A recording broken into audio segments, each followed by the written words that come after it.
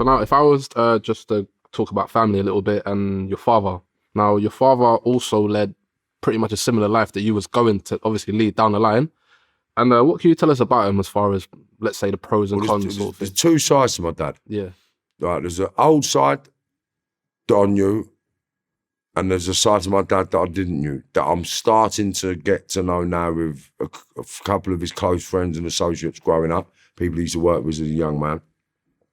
So I've learned from my dad, I was exposed to extreme violence and extreme abuse and sort of, it's hard to explain. Yeah.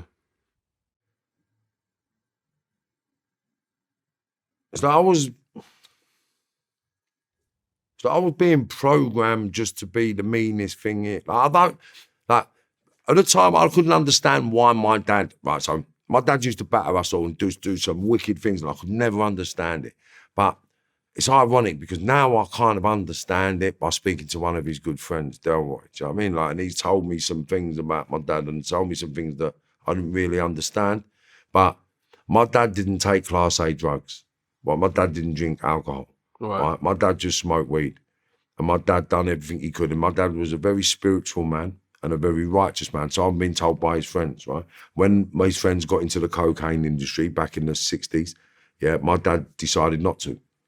No, in the 70s, my dad decided not to. Because when my dad got out of jail in the 70s, that's when they all got into the drugs, the Class A. They were doing the weed before then, but in the 70s, early 70s, they got out. And then I was born in 72, so he got out in 69, 70.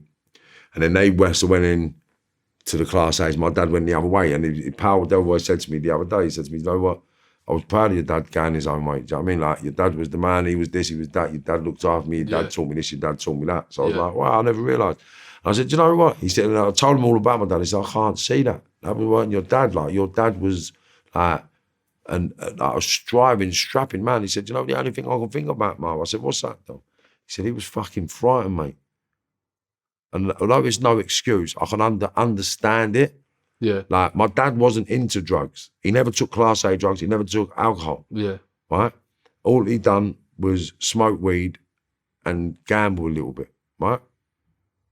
So hearing that his son is smoking heroin and crack and taking ecstasies and running about like a madman, he must have just been scared. Yeah. And he just tried to beat that shit out of me out of fear. I can't. You know what I will say, as far as, you know, just to add, I mean, I'm someone who grew up getting disciplined myself, obviously not to compare myself to you in any way, shape or form, but what I will say is that I sort of looked at it from a point where there's that saying, hurt people hurt people. Yeah. So it's like when I'm getting disciplined and stuff like that, I just got a spare thought of how it must have been for my parents when they were sort of getting disciplined at their time, because they're only gonna give what they sort of know, if that makes sense, innit? This is the only way that they know how to discipline, sort of thing, innit? I don't know if you've ever... Yeah, I do. I get that. Yeah. So, I mean, that's how I sort of look at it, you know what I mean? Yeah, I don't hold any resentment to my dad. Sure. Like, I don't hold no resentment for the characteristics he was, what he done, how he grew up. Because I've sort of gone through, obviously because of the platforms and communicating with people and like expressing my voice and my story, you sort of get feedback. So a lot of my mum's friends and my dad's friends have reached out to me and like, I'd like to come and speak to you, and sat down and spoke to me and about him, basically? About my dad and my mum. Oh, do you know what I'm saying? Right. I was led to believe that my dad didn't love me and he hated me, right? And he don't want nothing to do with you. So I hated him back for that. But it wasn't true. Do you know what I mean? My dad idolised me, like, beyond belief. Do you know what I mean? Like, to the point... I commend you for saying that even, you know what I mean? Yeah, but to the point when he died, Yeah. Like, I went to his funeral and there was people at his funeral, big up Peter, that didn't know he was my dad. Wow. I was like, right, is he your dad? I was like, yeah. And it's like, fuck. So how many times he used to tell us his son will fuck us up? My dad was the caretaker in South Kilburn Flats, right? Right. So then everyone used to chat to him because he was beige and Barry. No one really put two and two together. Right. So he used to do a little bit of cess weed and all that. So all the youngsters knew who he was because he used to lay people on work. He used to give people food and that. So because he was the caretaker, I used to use his locker when I used to rob security vans. So on the way back home to North London, I'd stop on my dad, leave the money there, and carry on my journey. So if anything happened, I could always go, Dad, there's a bag here, do this, do that. Right? So he's dead now, rest his soul, so I can speak about that. So my dad was the person, so I never let any of my South Kilburn friends know that it was my dad. Right. So I didn't want them to know that I'd been leaving money in this gaff, do you know what I mean? So I just kept my mouth shut. And then when I went to the funeral, 2016, they were like, oh, I can't believe it, look at that. Crazy. Bit of a mad one, but yeah. Yeah. My dad was a dude, put it this way, Fernhead Road, you couldn't get a car down there or a person down there at my dad's funeral. Like the whole Fernhead Road was just rammed with people. So, I mean, the whole church and they even stopped the bus. No traffic could come down the road. Beautiful. And I was like, I turned up there ready to give some naughty speech, brother. And then I was like, yeah. I got up and said, look, do you know what? People that know me know, people that don't know me don't know. So I had some shit to say about my dad today, but this room just tells me that I was wrong. And I'm sorry, Dad, that I couldn't be your son. I've been led to believe you hated me and didn't love me. And I had to give a mad little speech and that. And people they come up to me after like, wow. Because I actually didn't know my dad. So I mean, I hated him and pushed him away when all he ever done was speak about me. So all his friends, 80 years old, 90 years old, 70 years old, coming up to me, telling me my story. Do you know what I mean? So, and I was like to say to my mum, wow, Mum, why would you do that? Do you know what? I fully commend you and salute you for doing that, because a lot of people will carry a mentality, but they will never admit when they were wrong about something. Do you know what I mean? And that's commendable. You know, the fact that you say, you know, I was wrong. My dad, innit, man? For sure, for sure. And I did love my dad. For sure. I really did love my dad. For sure. And it was just, even though you get them beatings and it's just makes you want to be there with him all the time. Do you know what I mean? It's kind of mad. 100%. Definitely. Like when people say, you hate your dad. Yeah, I hated him. I hated him because I couldn't beat him, if that makes sense. I mean, I hated him because he could do this to my mum, he could do this, and I fucking hated the fact. So I always said, when I get big enough, I'm going to do him, do you know what I'm saying? So for sure. I'll just wait till I could do him, and then one day I'd done it. I just put a big blade in his throat. So definitely going to get to that, definitely. But as I said, anyway, with your father, like you've given a mention that he was basically selling weed pretty much, and he was a big player doing that. And when you were young, you were in your house pretty much. I guess he'd done the operation from your actual home. So you was coming home and seeing mountains of cash, I guess, mountains of weed, and just seeing sort of an operation happening. Yeah, that was like daily weed. Well, I wouldn't say it was daily. Say around carnival times, summer times. So you'd been in London by this point? Yeah, it was all in London, Cool. I never seen no crookedness in Liverpool. Oh, right. It was only in London. Sure. Do you know what I mean? It was like, Liverpool was different. Liverpool was all family, fun and games. It wasn't nothing but school, family for comes. It was all, my whole family's in Liverpool, innit? So when we come to London, it was like my dad just switched into work mode. And that was it. We had a couple of family members up that come up with my mum and kept me and my cousins on point. But right. Apart from that, it was just my dad and all his friends, all new friends. So everyone in my life was brand new. Okay. And I guess just going to, you also gave a previous mention as well. So there's all this weed in your house pretty much, right? And I guess, being mischievous and young, you're curious and you're going around it and, trying to, I guess, get involved somehow. So you ended up nicking a few. We knew what it was. Oh, yeah. See, it's like,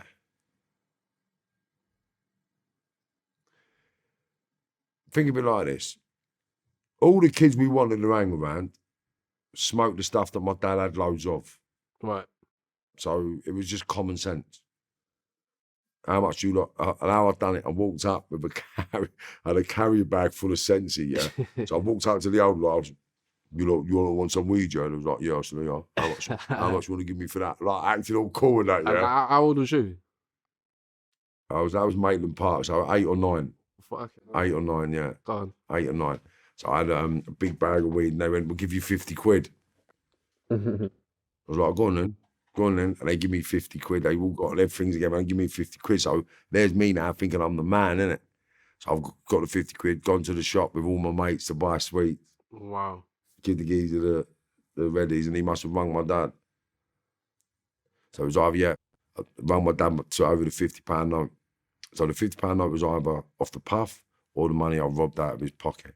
Because Like, there's few, I always nick money off my dad and that. Do you know what I mean? So there was a time I went to the sweet shop and I would give him a £50 note, but I'm not sure whether it was the time with the puff or the time with taking the money out of his pocket. Right. I got a good eye in for that. So just to clarify, when you're going and giving this bag of weed or selling it, right?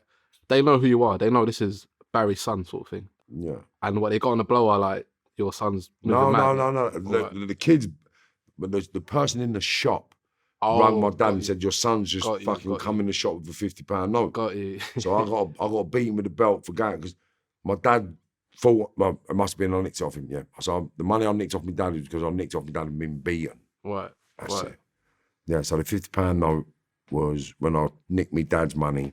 I've gone into the shop to buy loads of sweets with my mates and they've rung up my dad to say I'm in the shop with the £50 note. Crazy. Yeah. But the bag of weed that I sold the older lot was for £50. But I thought I was cool. Yeah, so I've gone up, do you want that bag? How much do you want to give me for 50 quid? I said, go on then. They give me the 50 quid and I thought I was the man. And then that went on for 2 years. Right? So that was when I was in primary school. Right. So then I'll get to secondary school. When I get to secondary school, I'm 11. What happened summer? Carnival. Right. So now we go carnival, right? So we're going carnival. So everyone's chipping in to get a draw. Yeah? So I'm thinking, well, we're all chipping in, sweet. I've got 4 quid, 3 quid or whatever, 4 or 5. I'm thinking 50 quid, we'll get a big bag of weed. Yeah, big bag of weed, mate. They come back with these little strips. And I was like, what the fuck's that? I was like, well, that's what we got for a tenner. I was like, shut up. Like, yeah, I was like, fuck off. So I'd get 5 of these for a tenner. And what was in it? Just like a spliff? No, I don't know. Well, it's like a little strip, a little thin strip. Do you know what I mean? Or a little bag of weed, like a couple of joints. But I was like, what the fuck? So I started realising then what I'd been giving away. So that was when, I went home and got my carrier bags off my dad, yeah, and then put the little drawers in and went into school. So I sold all the puff in school. Sure. I mean, and give it to my mates in school to sell and stuff like that. Do you know what I mean? Crazy. And there was an occasion where I guess your dad sort of clicked on, like, you know, he's missing a little bit of stuff here, and then no. I mean, he was accusing your mum, I believe. No, that went on forever. But the time you're discussing, or the time you're talking about, was my dad used to have 355 watt Jamo speakers, right? Right. And basically, I used to nick all his weed and then unscrew the cones, take all the thing out and put the weed behind it and hide it. And then once a week I'd go there, get loads of bits out, take it to school and give it to the kids. But my hiding place for my money and my gear was in my dad's speakers. Right. So, I mean, so one day I'm in my dad's room going through the speakers and my older brother come in. And basically, he didn't see what was in the bag, but as I've gone to jump out the wing, he's kind of grabbed the bag and the bag split and a bit of gears fell out. And he's seen what fell out. And he said, what are you doing with that? What are you doing with that? And I've run. So then he's telling me, you better get me a bag of that. Otherwise, I'm telling me, Dad, you little mug. Fucking hell. So I said, go on then, you mug, you little grass. Tell him. And I didn't think he would. But then, I think it was either the next day or the day after, I've gone to school and we used to smoke under a shed, right, at the back of the playground. So I'm under the shed smoking a joint with my mate, and I'm going, and he went, oh, Marv, your dad's behind you. Fucking hell. Oh, shut up, you dickhead. I think I'm shut up. My dad was there. I was like, damn. Because my dad used to beat me so much. When I turned around, I just wet myself. And I got battered then. Yeah. I got battered all the way home. And I got put in the room and I just got battered. And he was just, you thieving little cunt. You think you're going to rob me? You think you're going to rob me? And he just battered me. He just battered me until he couldn't batter me no more. And I was one of them. I was just fucked. And I just said, have you finished? Have you finished? I was that kid. I wouldn't cry. Do you know what I mean? I'm just like, have you finished? And then I'd get beaten and then get told, get to your fucking room. Because I wouldn't cry. So, yeah. So basically, so obviously you're not crying, but there was a point where you actually stood up to your dad, I believe, when he was going to confront, I guess, your mum for a certain situation. Well, and what happened? It was about Carnival. It might have been 83 or 84. Yeah, I was 12 or 14. And basically, obviously, I've been nicking puff off my dad for years, like just to get by with my mates, right? Yeah, and puff for the overseas viewers, that's the cannabis, the marijuana. Yeah. Cannabis, right? So we used to nick the cannabis off my dad all the time, right? And basically, all my friends used to sell it. Yeah. Do you know what I mean? Like, and we used to do bits and pieces of it. So one day we used to rob the delivery vans for all jeans, like trousers, like jeans, tracksuits. And we got an American name as well, 501 jeans. So we got a van full of 501 jeans. And we robbed, it was about 15. So we're in my room and we're boxing up. Like we're counting out all the jeans. Because we got a certain amount of money for a certain amount of jeans. Sure. Right, so we're counting all the jeans out. Anyway, my dad's turned up to pick up his drugs to go and sell at the carnival in Notting Hill, right? Which was a lot. They used to do a lot of drugs. Like they used to do like black bags. Like you see half a black bag, like a black bag, like the bin bags, basically. Yeah, half a black bag, bin full of weed, but all drawers. Right. So I mean, the black bags would be full of drawers, not like chunks. It was like all in plastic bags. Packaged up already, drawers. good to go. Like £5 drawer bag, £10 drawer bag. So, I mean, that's what they had, like fucking loads of them. So we were in the bedroom. Yeah. Right. Basically, my dad's turned up to get the puff. So I've heard him then having an argument with my mum. Sure. Right. So now I'm in the bedroom with my mates who are selling my dad's puff. Do you know what I mean? Selling my dad's cannabis, right? So these boys are selling my dad's drugs. And we're nicking money, we're fighting, we're stabbing, we're beating people, we're spraying people with CS gas, which is pepper spray and ammonia. We used to squirt people. So we're stabbing people. We're 14, 15 years of age. We're ferocious. We was active. Right? We weren't fucking about, basically. No messing about whatsoever. So with that, I had a big bayonet, 16 age bayonet, and my mate's got. I spoke to him the other day, so I might even get you a picture of that. Yeah. So they had this big bayonet.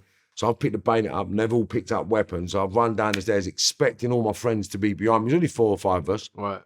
And the bayonet is basically the knife that goes on the end of a rifle, yeah. But they're about this big. Do you know what I mean? So I've got my hand through the thing and it's about that long, mate. It's big, mate. It's chunky. Do you know what I mean? So as I've run down the stairs thinking my 4 mates are behind me, I've bursted into the kitchen and just put the blade right up against my dad there.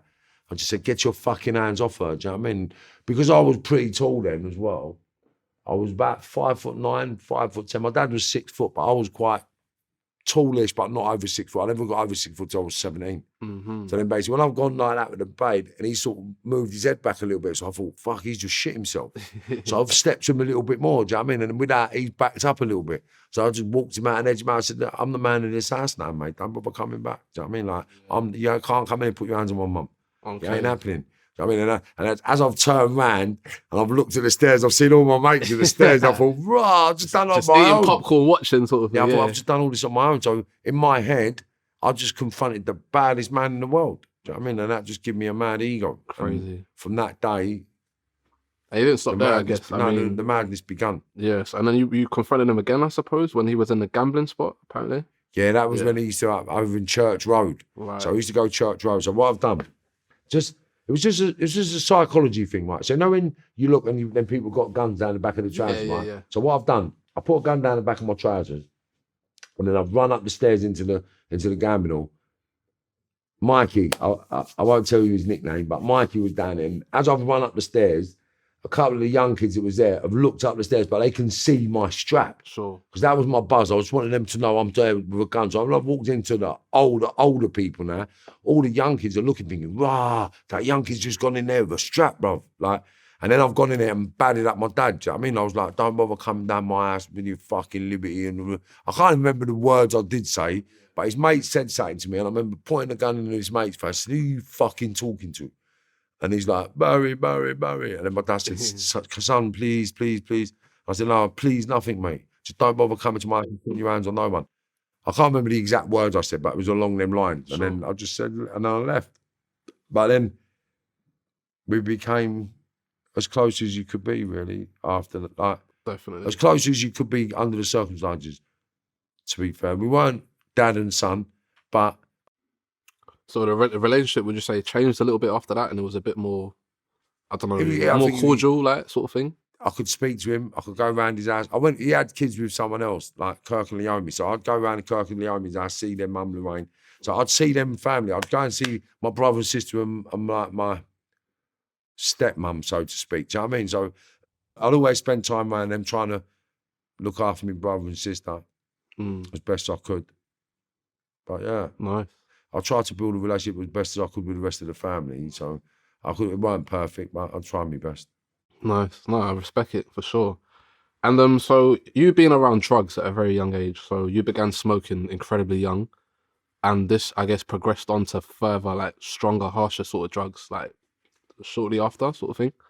Yeah, that's all. See, the drugs is, again, it's just mimic behaviour, right? So 8, 9, 10 years of age, we're smoking cannabis, Right. taking LSD. I think 10 and 11, we started taking LSD. Microdots were the first. We used to take microdots in the first year of secondary school, put it that way. Fucking hell. So first year of secondary, I was taking microdots, sniffing cocaine, and taking ecstasy. Sure. Do you know what I mean? That was first year of secondary, which is 11 years of age, 12 years of age. I mean, Pretty it's nuts. nuts. Like. It's nuts, man. That's what I'm saying. So we was experimenting that young. I was smoking crack at the second year of secondary school. So I remember the weekend, and it was one of the older lot's girlfriends that got us all on crack. Wow. So one of the older lot was Aussie Keith, like, he's an Australian fella who's importing all the drugs, like, he's a big player, right? But he had £1 million house in Primrose Hill. Crazy. And his girlfriend was a bit of a party girl.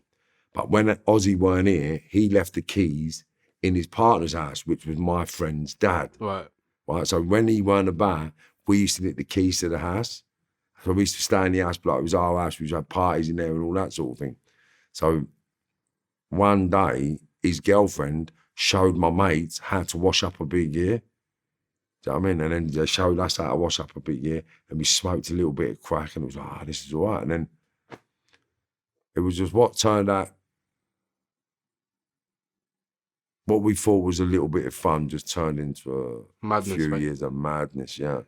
And we was just doing things that all the older lot were doing, and we were doing it to be cool. Right. Do you know what I mean? So I just done, my drug consumption come from just trying to be cool. It's like the first time I took heroin, I was 14. Crazy.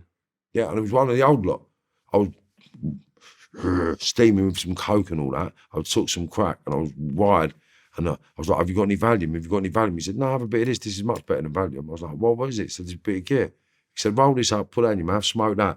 I was like, oh, God, that's all right, isn't it? Gets rid of the paranoid, gets rid of the cluck, gets rid of the thing. I like that. Get me a bit of that. And that's all it was. I didn't understand the severity of the drugs I was taking. Makes sense, yeah. Crazy.